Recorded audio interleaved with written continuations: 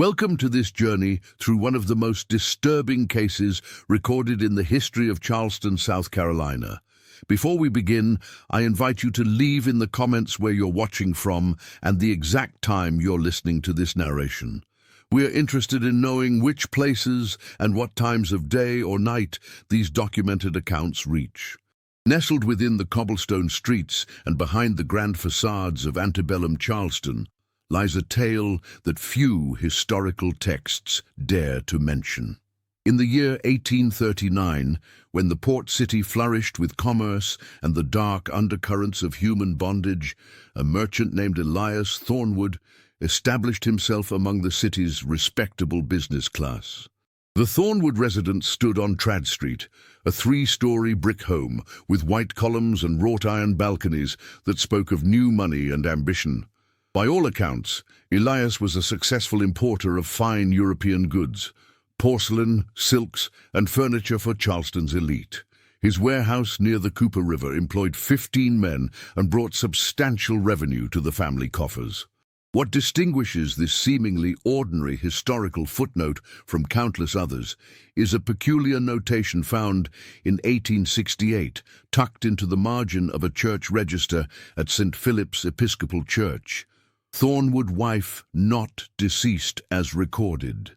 Inquiries to cease by order of Judge Harrington. This single line, discovered during a routine archival assessment in 1966, would unravel a conspiracy of silence that had blanketed Charleston society for nearly a century. According to official records maintained by the city of Charleston, Adelaide Thornwood, born Adelaide Montgomery in Boston, Massachusetts, died of yellow fever on September 2, 1839. Her burial plot in the churchyard at St. Philip's contains a modest headstone, weathered by time and the salt air of the harbor. The stone reads simply, Adelaide Thornwood, beloved wife, 1817 to 1839. The death certificate, signed by Dr. James Wilkinson, confirms the cause as yellow fever, which was common enough in the swampy lowlands surrounding Charleston to avoid suspicion. What makes this case particularly strange is that no records exist of a yellow fever outbreak in Charleston during the late summer of 1839. In fact, city health records indicate it was an unusually healthy season, with cool breezes from the Atlantic keeping the mosquito population at bay. This discrepancy remained unnoticed for over a century until Margaret Hollings, a doctoral student researching epidemiological patterns in antebellum South Carolina, noticed the anomaly while cross-referencing burial records with public health documents. The Thornwood marriage had begun 5 years earlier when Elias, then 32 years old, traveled to Boston on business.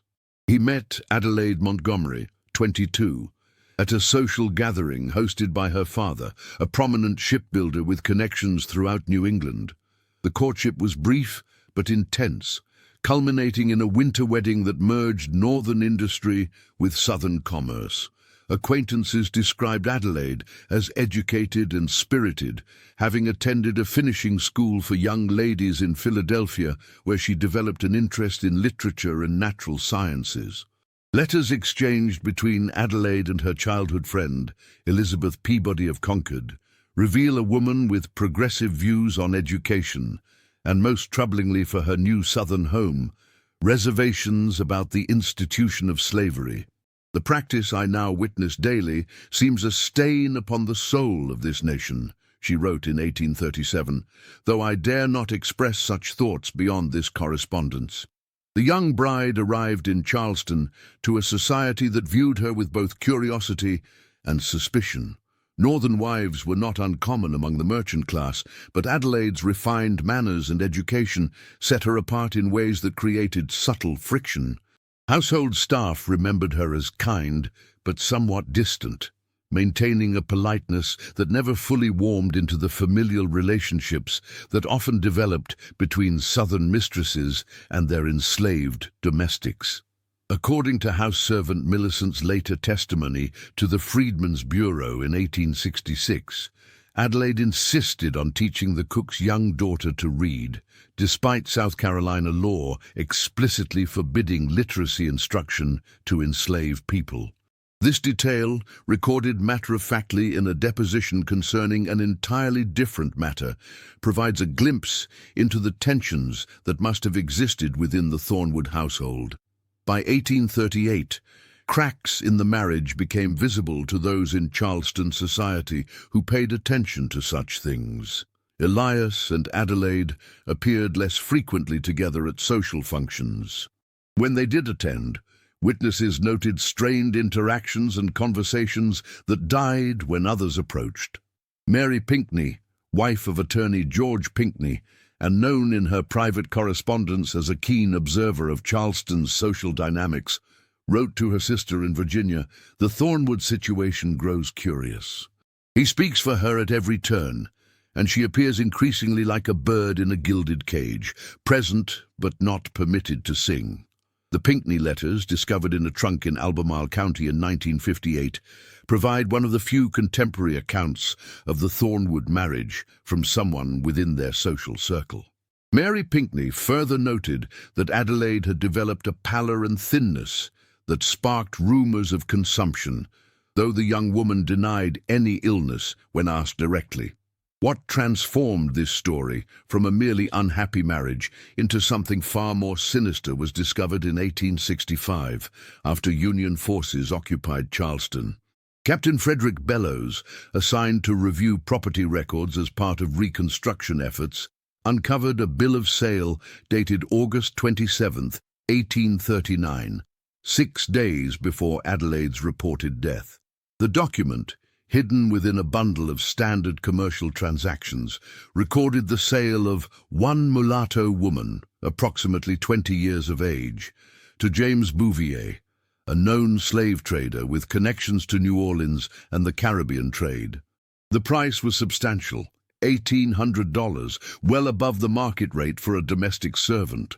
What caught Captain Bellows' attention was not the transaction itself, which was sadly commonplace, but the physical description attached as an addendum: fair complexion with appearance of sunburn across nose and cheeks, literate, speaks well, claims Boston origin.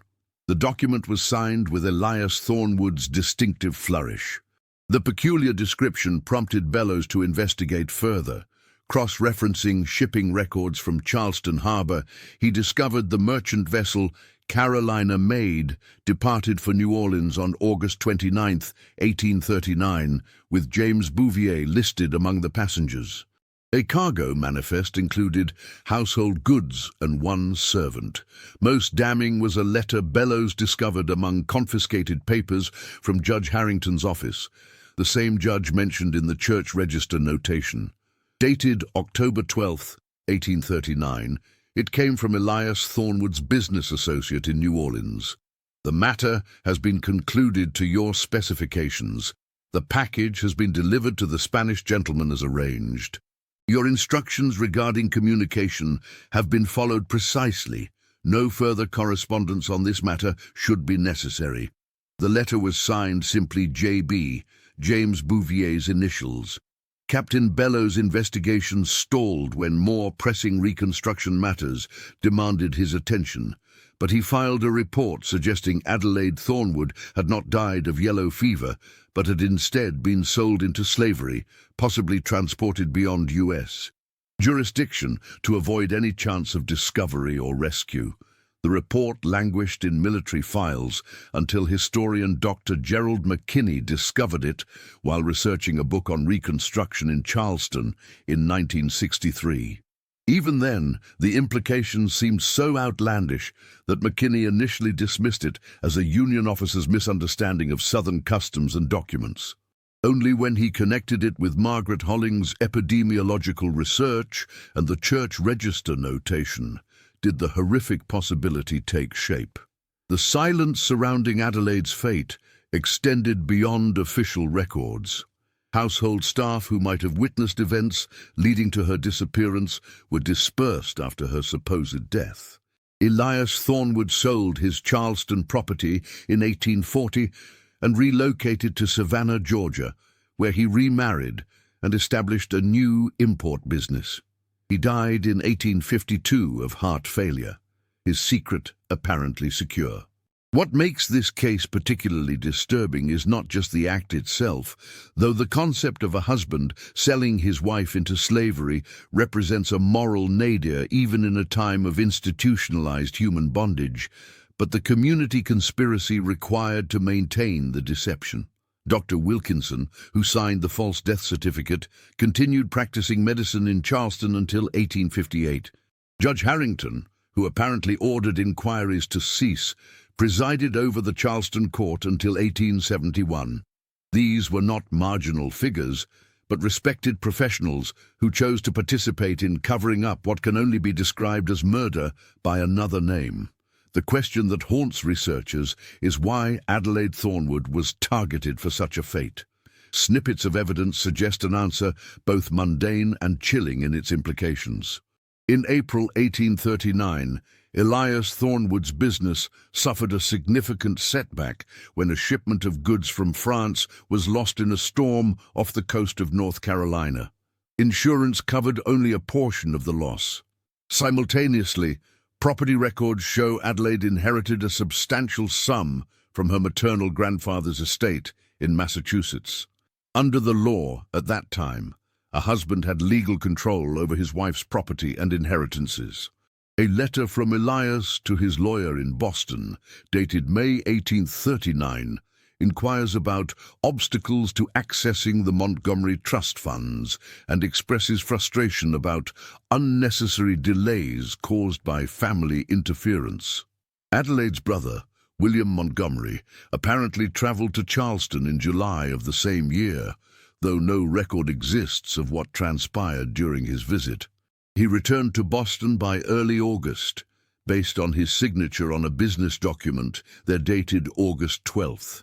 What gives this historical account its most disturbing dimension is the discovery made in 1965 by construction workers renovating the old Thornwood house on Tradd Street. Behind a sealed section of wall in the cellar, they found a small leather-bound book. Water damage had rendered many pages illegible, but those that could be read contained what appeared to be Adelaide's private diary. The entries stop abruptly in mid-August 1839. The final readable passage states, "E has become something I no longer recognize. The rage in his eyes when denied cannot be described. He speaks of debts and obligations, then in the same breath of opportunities in the islands. I have written to William, but fear the letter may not have been sent. Last night the key was removed from my door. Mary P. has promised to call tomorrow, which provides some comfort." The diary was transferred to the Charleston Historical Society, where it remained largely forgotten in archival storage until Dr. McKinney's research brought the case back to light. Mary Pinckney's promised visit apparently never took place, or if it did, it failed to prevent what followed. Her letters from September 1839 express shock at Adelaide's sudden death and mention sending flowers to the funeral, which she did not personally attend due to what she described as a sudden indisposition. By October, her letters make no mention of Adelaide or the Thornwoods at all, a conspicuous absence given her previous interest in the couple. When the Thornwood case was reopened by historian Dr. McKinney in 1965, no living descendants of the principal figures could be located for comment. The Thornwood line had ended with Elias's son from his second marriage, who died childless in 1921. The Montgomery family of Boston had moved west during the early 1900s, their connections to Adelaide apparently severed long before. The fate of Adelaide Thornwood after her sale remains unknown. Slave records from New Orleans show no entry matching her description, suggesting James Bouvier followed through on the plan to transport her beyond U.S. jurisdiction, possibly to Cuba or another Caribbean location where her fair complexion and education might have placed her in domestic service rather than field labor. The reference to a Spanish gentleman in the letter discovered by Captain Bellows suggests a prearranged buyer, perhaps someone who would value her education and refinement as attributes for a household servant or companion.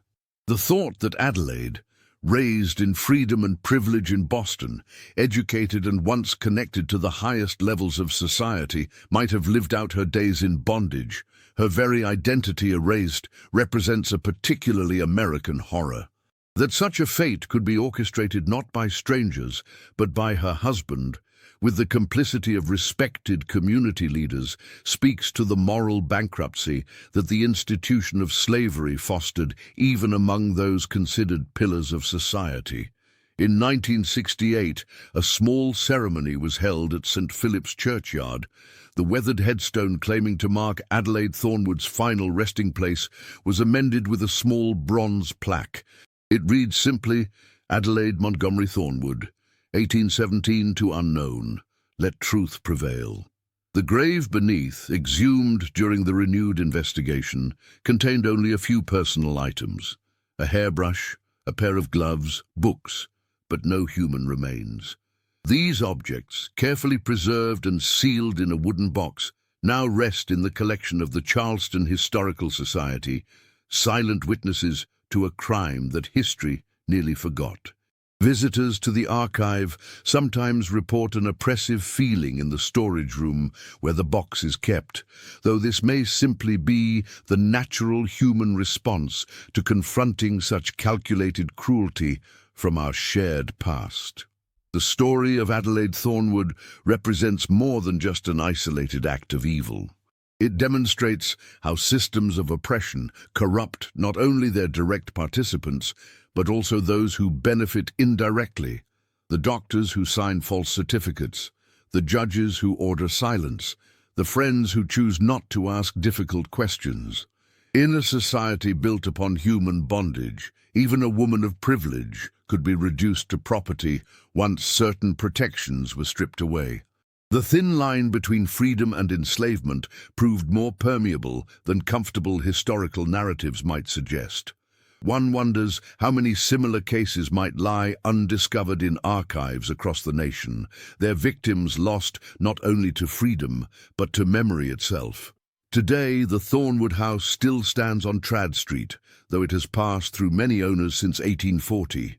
Current residents report no particular disturbances or unusual occurrences, perhaps because Adelaide's spirit never resided there at all, but was transported far from Charleston to suffer an unknown fate.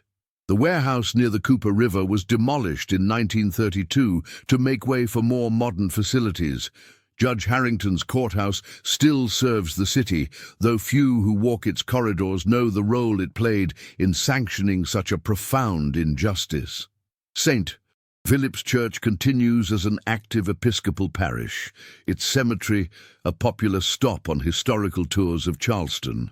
Though guides rarely mention the story of the empty grave, with its quiet accusation etched in bronze.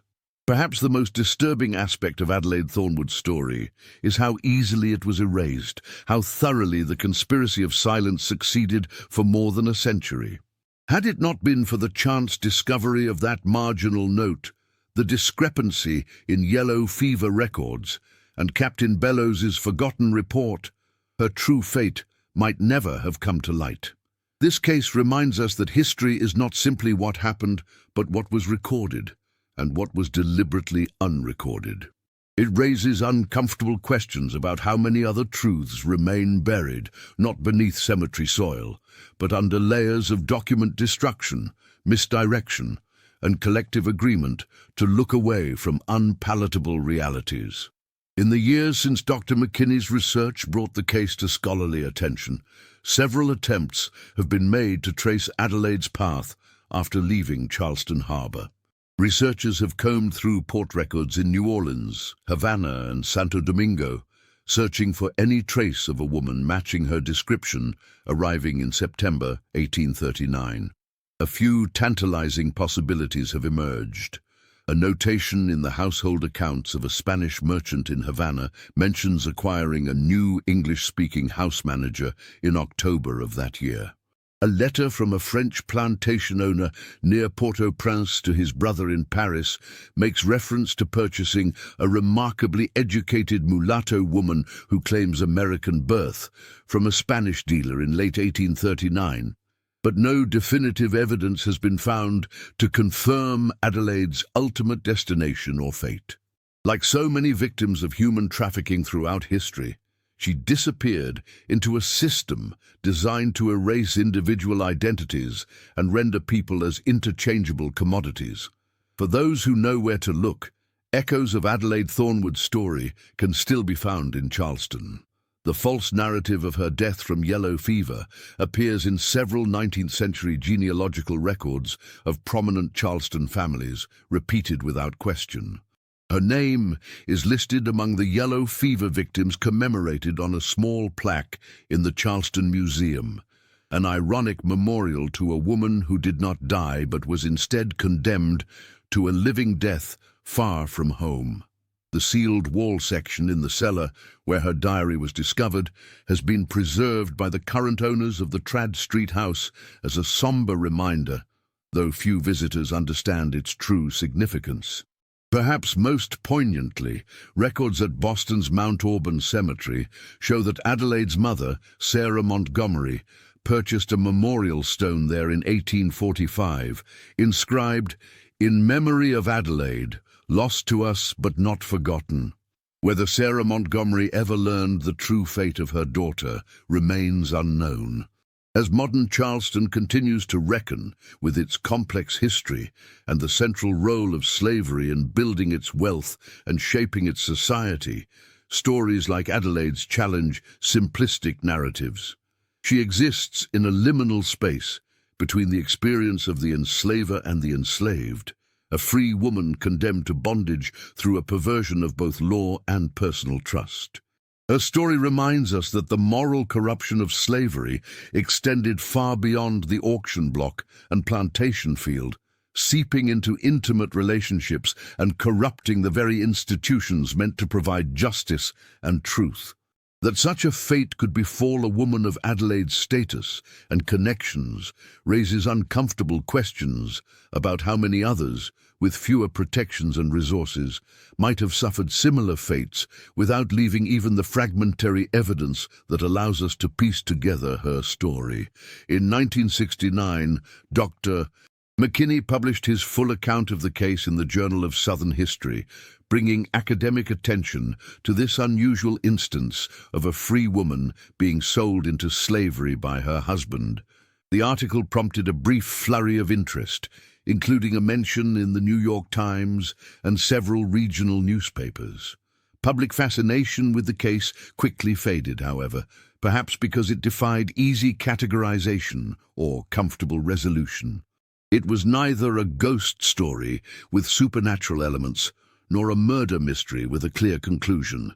Instead, it represented something perhaps more disturbing, a true crime without justice, a disappearance without resolution, and a conspiracy successful enough to nearly erase a woman from history entirely.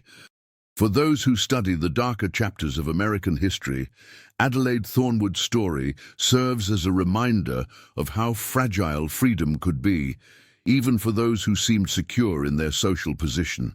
It demonstrates the incredible power that systems of oppression grant to those positioned to exploit them, and how institutions can be corrupted to serve private venality rather than public good. Most of all, it stands as a testament to the countless untold stories that lie buried beneath the cobblestones and behind the grand facades of cities built on hidden suffering.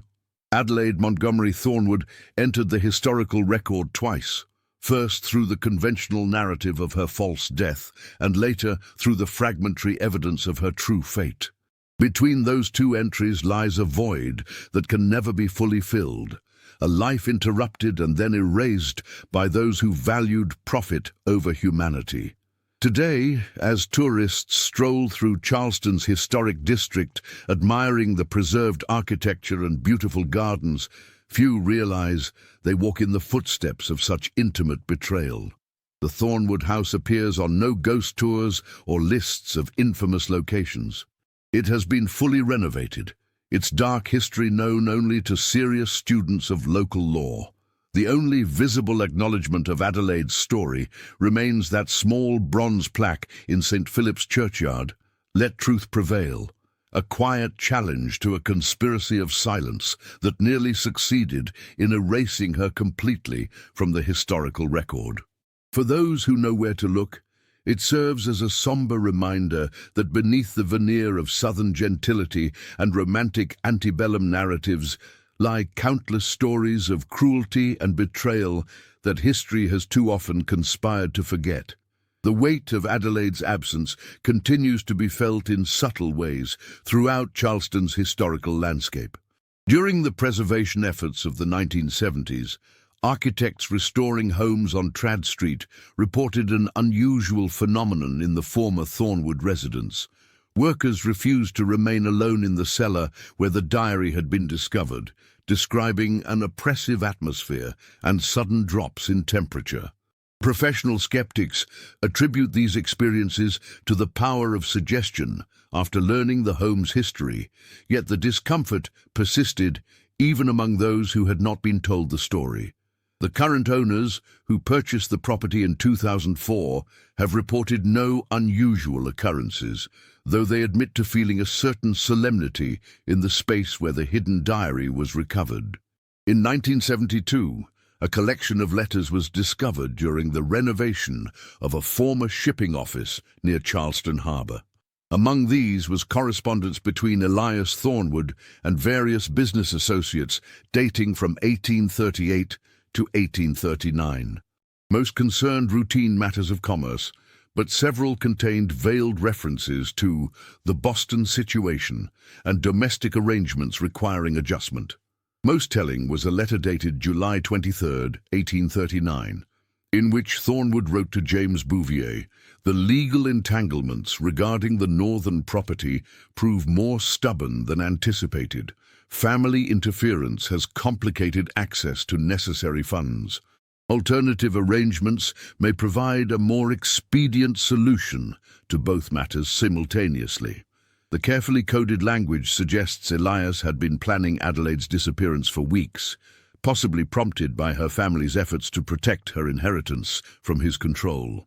William Montgomery, Adelaide's brother, appears to have suspected something amiss during his visit to Charleston in July 1839.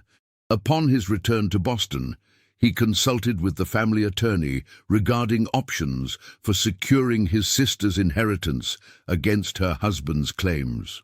A letter from the attorney, dated August 18th, suggests establishing a separate trust to ensure Mrs. Thornwood's financial security, independent of her husband's business ventures. The letter also mentions William's concerns about his sister's increasingly isolated circumstances and restrictions placed upon her correspondence. William apparently planned a return visit to Charleston in September, a trip rendered moot by news of Adelaide's supposed death from yellow fever. His personal diary, preserved by Montgomery descendants and discovered by a genealogist in 1977, contains a single cryptic entry from October 1839. "A situation more troubling than initially feared. Charleston authorities dismissive, Judge H particularly unhelpful. Must pursue other channels." No record exists of what actions William might have taken subsequently, though Boston newspaper archives contain no public accusations or legal proceedings against Elias Thornwood.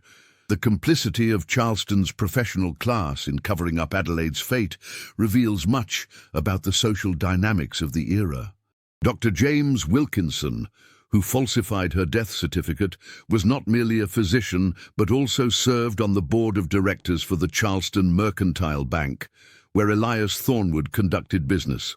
Judge Harrington, who ordered inquiries to cease, had extensive investments in shipping ventures that utilized Thornwood's import connections.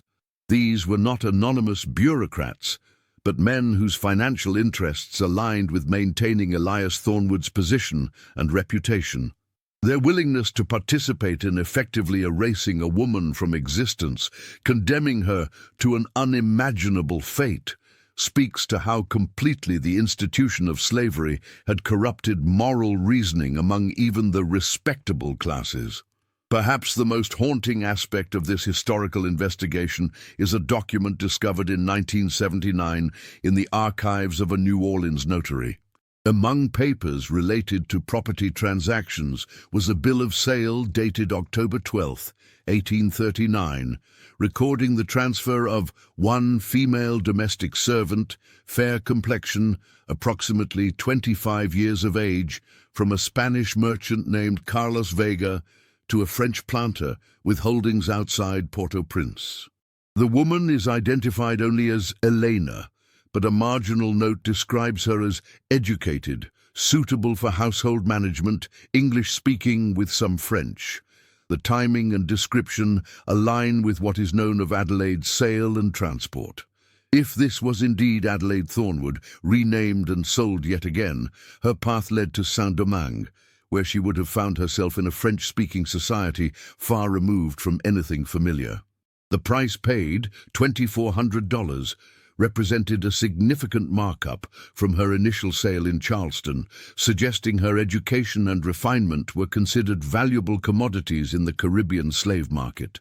The trail grows cold after this transaction. No further records have been found that might indicate Adelaide's ultimate fate.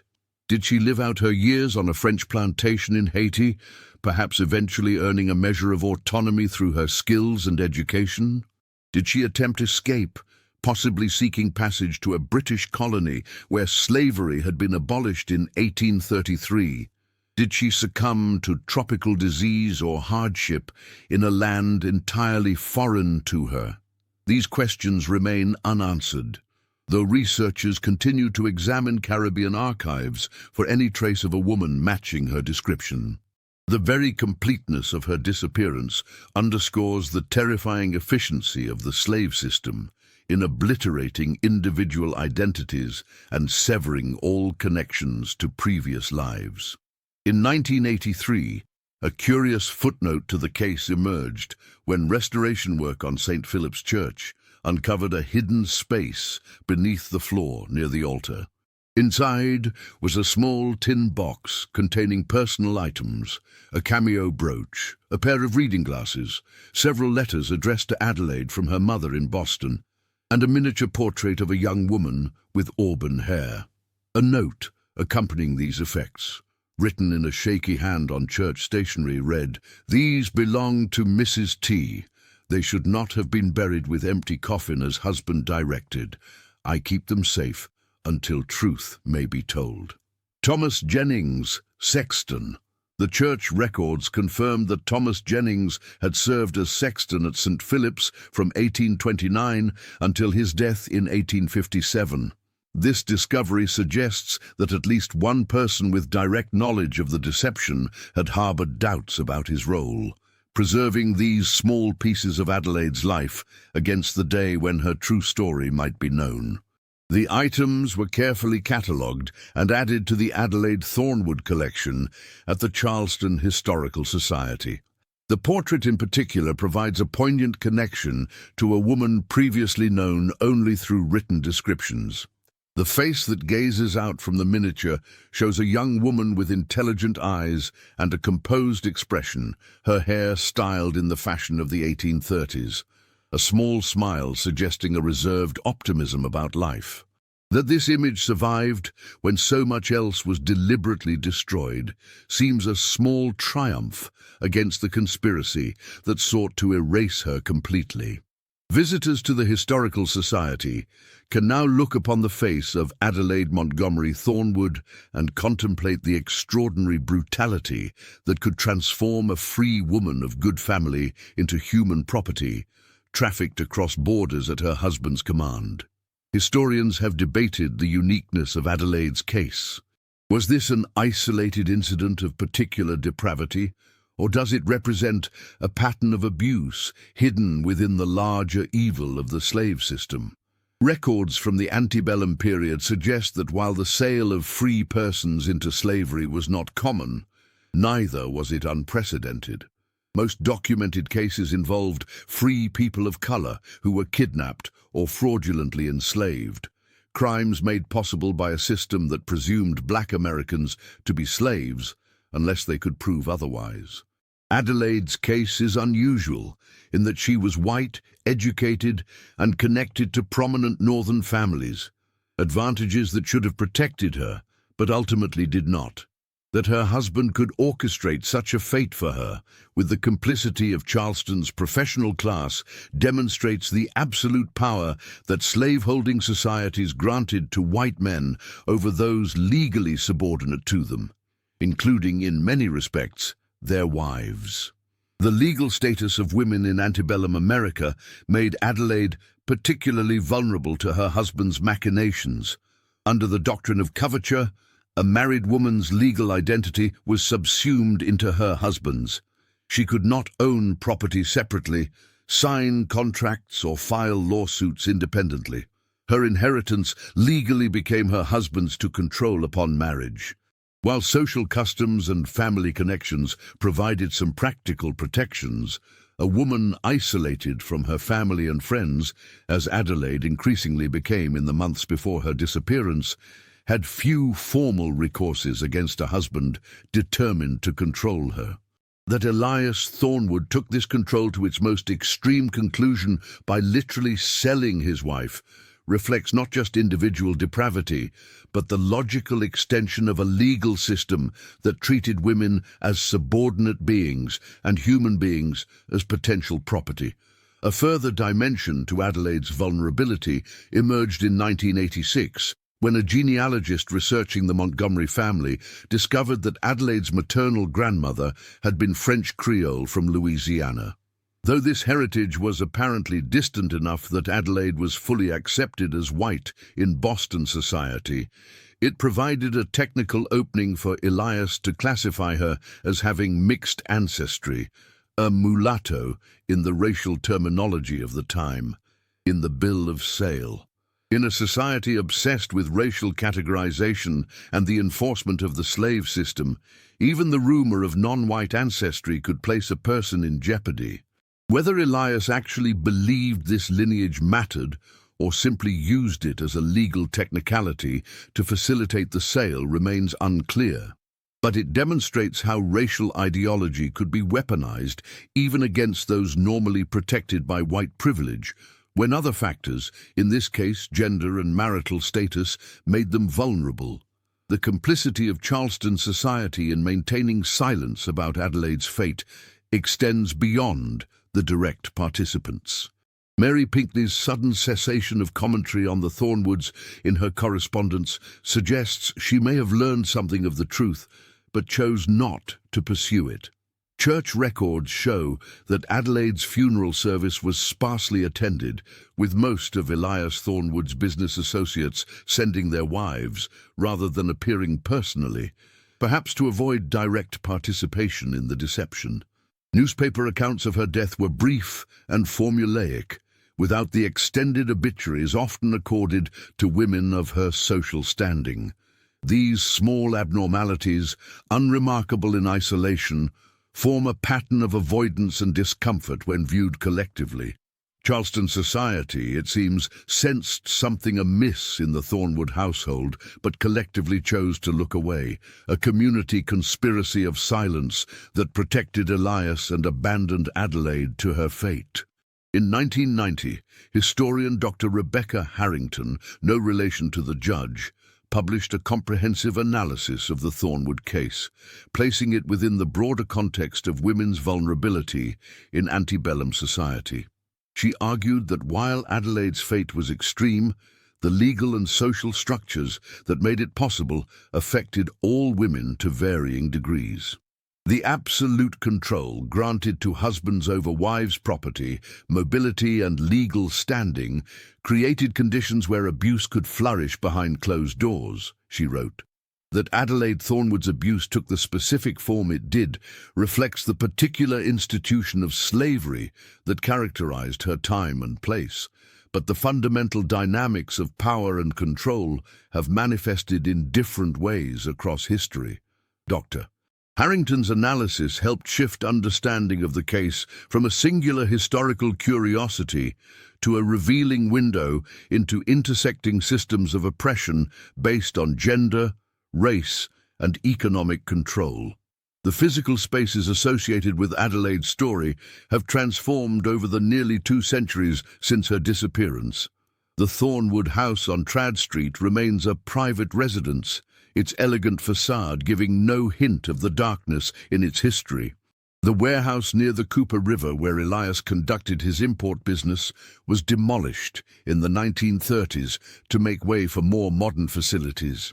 The offices of Dr. Wilkinson and Judge Harrington have been repurposed many times over, currently housing a restaurant and law firm, respectively. St. Philip's Church continues as an active parish, though the empty grave with its accusatory bronze plaque stands as a quiet rebuke to the institution's past complicity. These physical transformations mirror the way in which history itself has attempted to move beyond the moral bankruptcies of the past, sometimes through genuine reckoning, sometimes through convenient forgetting. In 2007, a final piece of the Adelaide Thornwood puzzle emerged during digitization of the archives of a Havana trading company.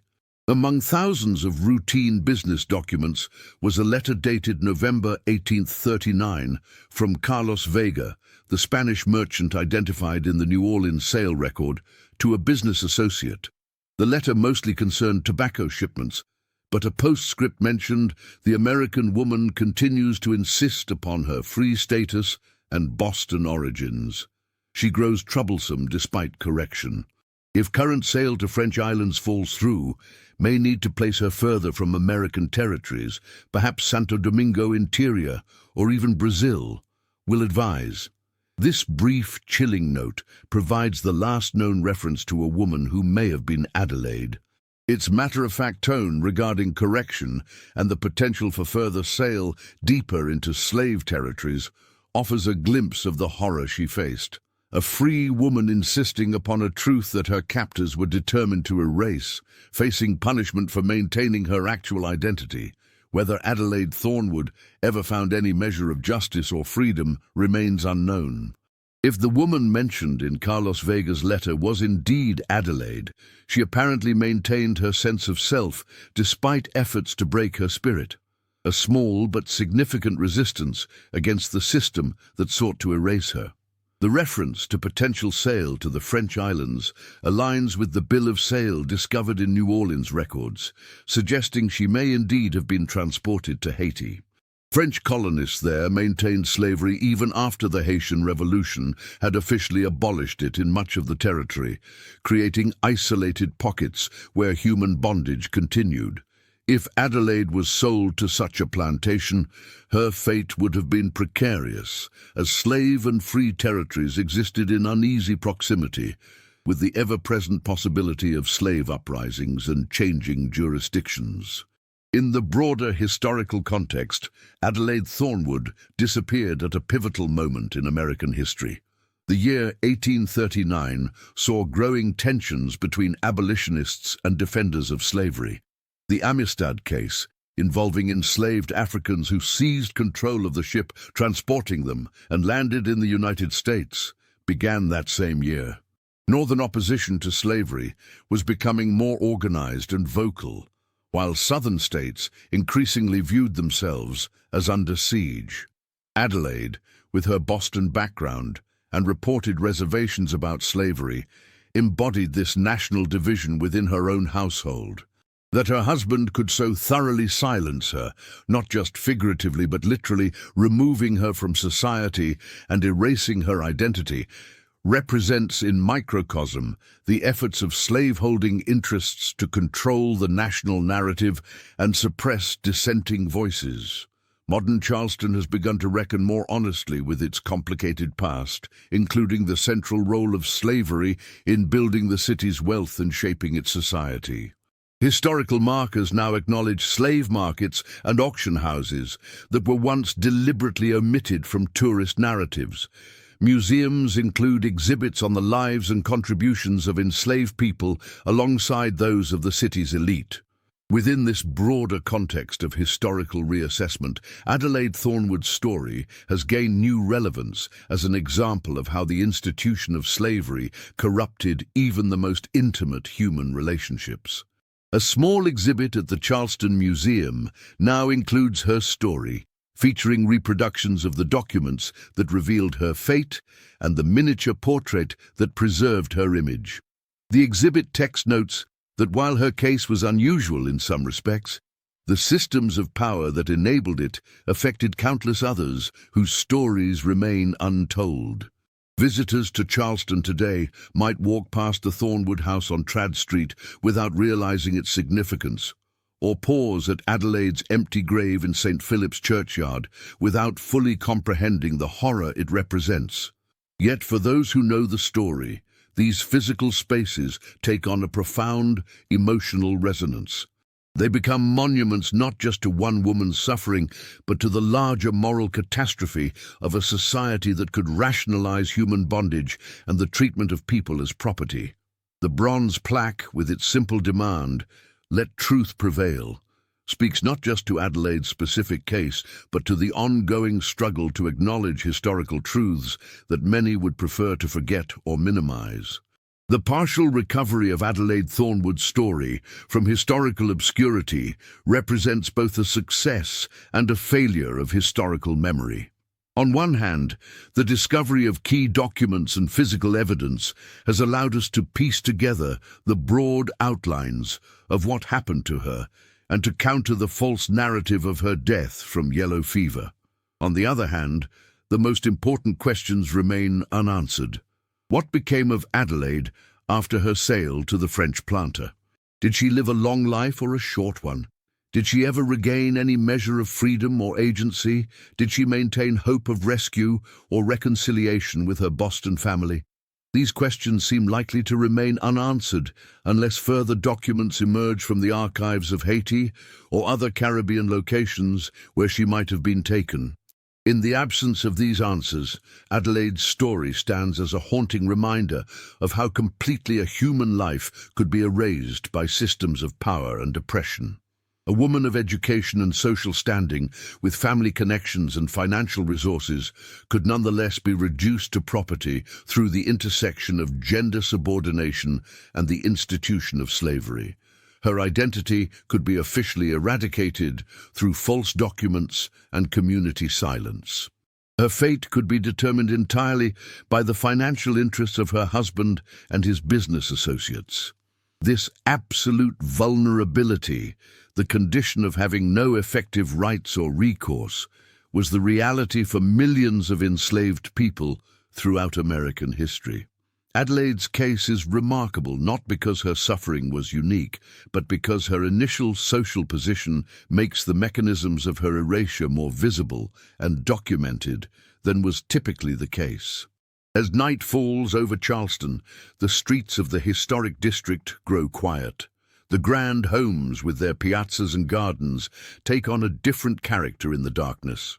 Beautiful still, but with shadows that seem deeper, more concealing. In these shadows, one might imagine Adelaide Thornwood on that August night in 1839, perhaps realizing too late the fate her husband had arranged for her. Did she have a final moment of clarity as she was taken from the house? Did she understand that the death certificate would already be prepared, the false narrative already constructed? Did she maintain hope that her brother William or friend Mary Pinckney would recognize the deception and search for her? These questions find no answers in the historical record. What remains instead is the silence that almost succeeded in erasing her completely, a silence broken only by fragments of evidence that survived through chance and the passage of time.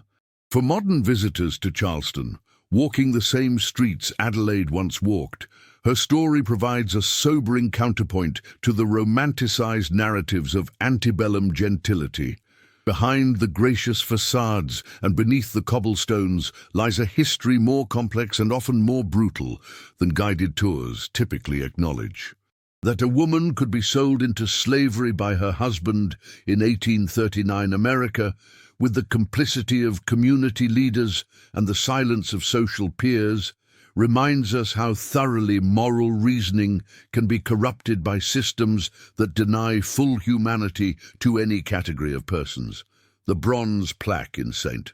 Philip's churchyard, "Let truth prevail," stands as both memorial and admonition, a quiet insistence that we confront history honestly, even when its truths disturb our preferred narratives about the past. Adelaide Montgomery Thornwood, born to privilege in Boston in 1817, vanished from recorded history in the late summer of 1839. The conspiracy to erase her succeeded for more than a century before fragments of evidence allowed her true story to emerge. Though many questions about her fate remain unanswered, the partial recovery of her narrative serves as a powerful reminder of how historical silences often conceal the experiences of those most vulnerable to exploitation and abuse. In breaking this particular silence, we honor not just Adelaide, but countless others whose stories remain untold, whose suffering was carefully hidden by those who benefited from systems of oppression, and whose humanity was denied by legal structures designed to protect property rather than persons. The empty grave in St. Philip's churchyard may contain no physical remains, but it has become a repository for a different kind of historical memory, a place where truth, however partial and delayed, has finally prevailed over deliberate forgetting.